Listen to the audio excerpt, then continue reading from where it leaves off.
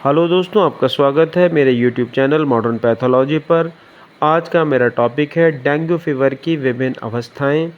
चलिए दोस्तों, बात करते हैं डेंगू के पेशेंट में किस प्रकार की अवस्थाएं आती हैं। डेंगू की इनिशियल स्टेज में 90% केसेस में कोई सिम्टम नहीं दिखाई देते हैं या बहुत कम लक्षण दिखाई देते हैं, जैसे कॉमन कोल्ड के लक्षण होते हैं। परंतु डेंगू की दूसरी स्ट्रेन जो कि हेमरेजिक फीवर कॉज करती है में 3 फेजेस आती हैं। ये इन्फेक्टेड मच्छर के काटने के 4 से 10 दिनों के बाद, जो कि इंक्यूबेशन पीरियड कहलाता है, में प्रकट होती हैं। इसमें प्रथम फेज़ जो होती है वो फेब्रिल स्टेज होती है। इस अवस्था में पेशेंट को हाई ग्रेड फीवर होता है जो 102 से लेके 104 डिग्री फ़ारेनहाइट तक हो सकता है। ये अवस्था 2 से 7 दिनों तक की हो सकती है। इसमें पेशेंट को तेज़ सर दर्द होता है, चेहरा लाल हो जाता है, आईज़ के पिछले हिस्से में या आई सॉकेट में पेन होता है, पेशेंट को उल्टी मचली आती है, मसल्स में तेज़ दर्द होता है, भूख कम हो जाती है, हड्डियों में जोड़ों में तेज़ दर्द होता है। कई बार पेशेंट के पैरों में रेड रेशेस या स्पॉट्स डेवलप हो जाते हैं। दूसरी स्टेज पेशेंट की क्रिटिकल स्टेज होती है।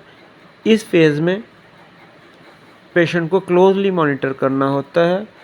ये फेब्रिल स्टेज के 2 से 3 दिनों के बाद आती है।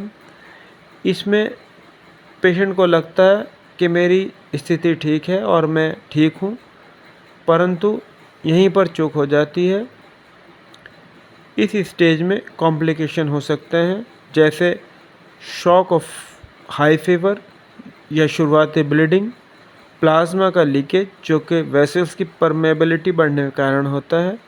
इसमें सीवियर स्टमक पेन हो सकता है, लिवर इनलार्ज हो जाता है, लगातार वोमिटिंग होती है, एब्डोमिनल पेन होता है, एबनॉर्मल ब्लीडिंग हो सकती है, लैट्रिन काला आ सकता है, सांस लेने में दिक्कत होने लगती है, एचबी का लेवल बढ़ जाता है, डायस्टोलिक ब्लड प्रेशर बढ़ जाता है, पेशेंट की यूरिन आउटपुट कम हो जाता है, पल्स तेज़ हो जाती हैं, पेशेंट का ब्लड प्रेशर फ्लैक्चुएट करने लगता है, लंग्स तथा लीवर में पानी भर सकता है, सिस्टोलिक ब्लड प्रेशर लो हो जाता है।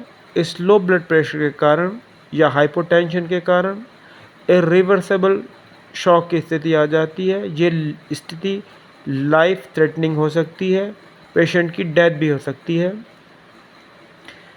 कई बार पेशेंट इस स्टेज में ना आकर डायरेक्ट तीसरी स्टेज या रिकवरी फेज में भी आ सकता है।